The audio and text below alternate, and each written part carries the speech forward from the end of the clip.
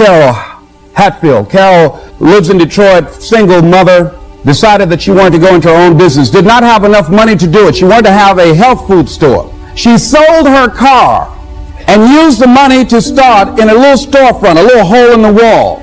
She rode to work on a bicycle. And then when she got enough money, she bought a motor scooter and did that for a long time. She is now a very successful person. She now has 3 health food stores. She said it was hard. It's a struggle, Les.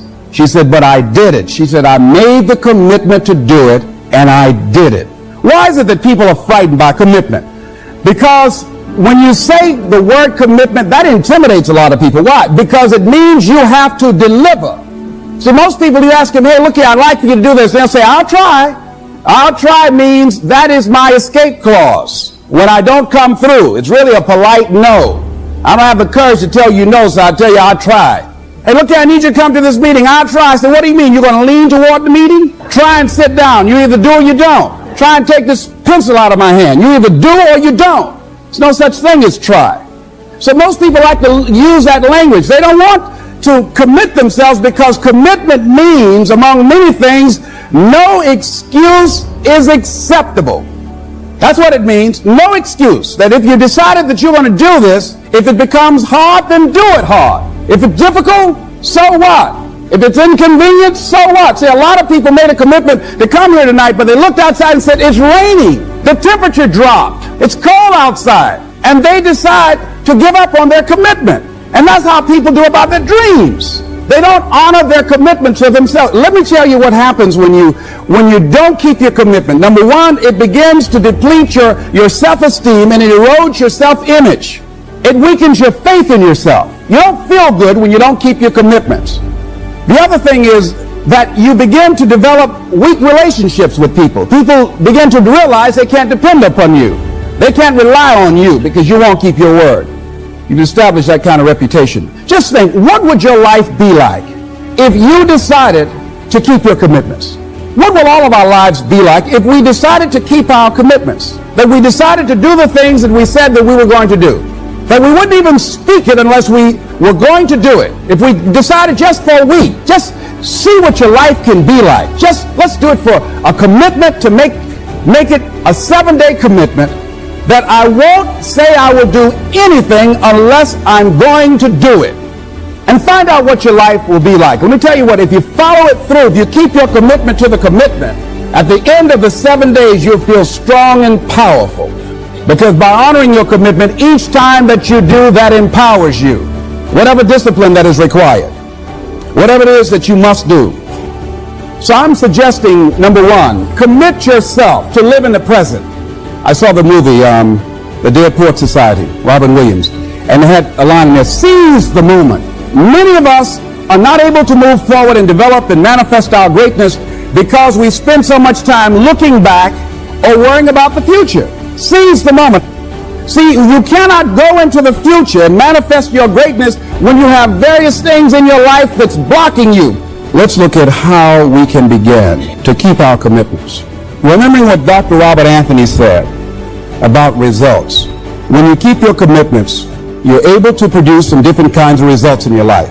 So how can we keep our commitments? And do we keep all commitments? No, we don't. You will not be at 100%. However, you will have a greater percentage rate of maintaining your commitments to yourself, whatever those things might be. If it's going into business, if it's changing a habit that you know that works against you, if it's overcoming self-destructive behavior, if it's retraining your thinking, if it's reinventing yourself, if it's trying to begin to design your relationship differently, all of us have the possibility, by focusing and really harnessing our attention and concentrating on it, we really have available to us the power to honor our commitments in those particular areas. So number one, make it priority. See, no one would go get on an airplane if you thought your chances of getting there to your destination were as good as your luggage.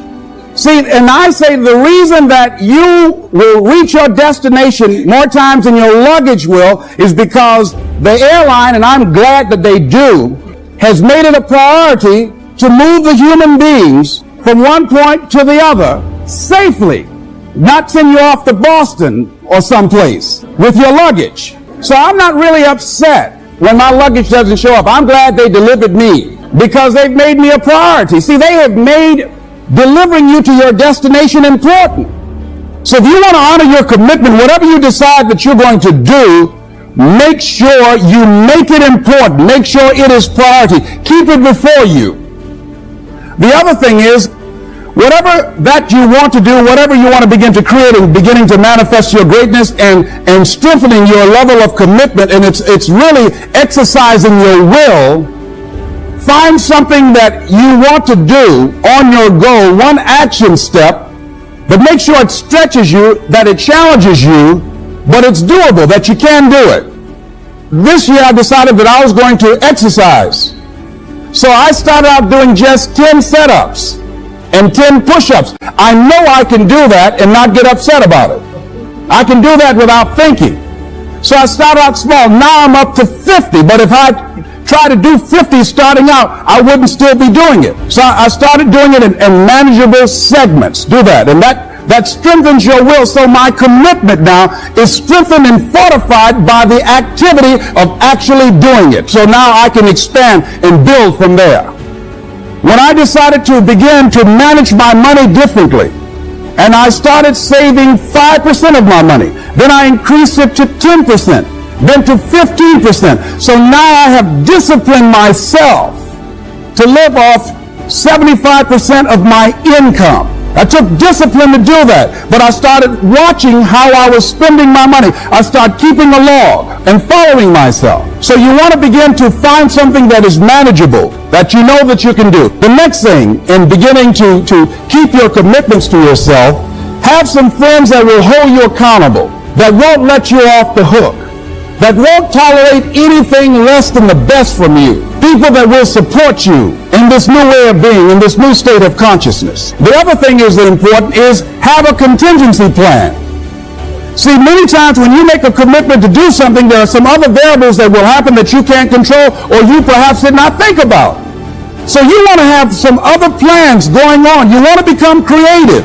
See, most people don't keep their commitments because when something goes wrong, they just stop. They don't have a contingency plan. So they don't know what to do next. Start being creative. If you challenge yourself, many times we say, I don't know what to do. And I always ask myself, but if you did know what to do, Les, what will it be? That activates another part of my mind. I start thinking about the possibilities and just experimenting.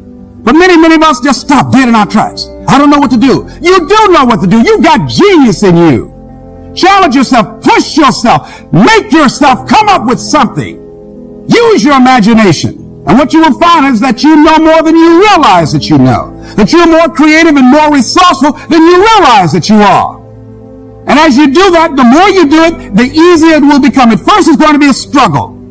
And after you get into a certain level of consciousness, you will ask yourself, how is it that I didn't see this before? At the level that I'm managing my business now, they say consciousness is what we are. I literally look at myself and say, how is it that I didn't do this before? Why is it that I couldn't see this before? And the reason that I didn't see it before, because I didn't challenge myself. I didn't put myself out here. See, the reason that most of us go through life never discovering our true greatness, literally walking, breathing corpses, the uncommitted life isn't worth living. Why? Because it doesn't produce anything.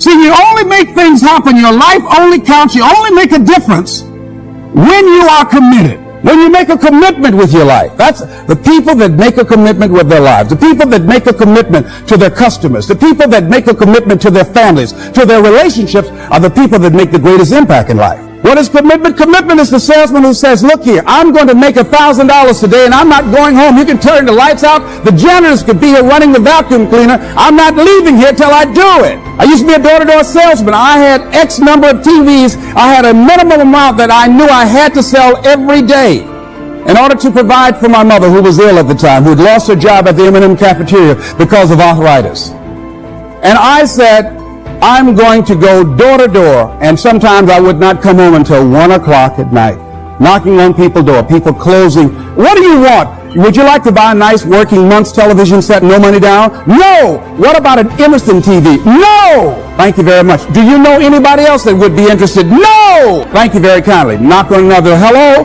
Would you like to buy a nice working television set? No money down? No, get away from our door. Thank you very kindly. Do you know anybody else would be? Yeah, my cousin, he lives 2 doors down. Thank you very kindly. I tell him you sent me. When I hear your cousin told me that you wanted to buy a television set, told me to come here and talk to you, we got a special discount for you. Yes, come in, I'm interested. I would just keep right on. I would not go home until I did it. It's an interesting thing, ladies and gentlemen, that when we put ourselves in a situation where we say we're going to do it, it puts you in another zone where the universe responds to you. When you have that kind of consciousness, see, the universe responds to the man or woman that refuses to be denied, because that is your commitment. That business that you want, that book you want to write, that dream that you have of controlling your destiny, that is yours. That power to create that and to manifest that is yours. That's available to you. But you've got to be willing to stand there and face disappointment, not have support, be lonely, doubt yourself sometimes, be rejected again and again and again, become bankrupt if necessary, again and again and again, and refuse to turn around until life gives it up.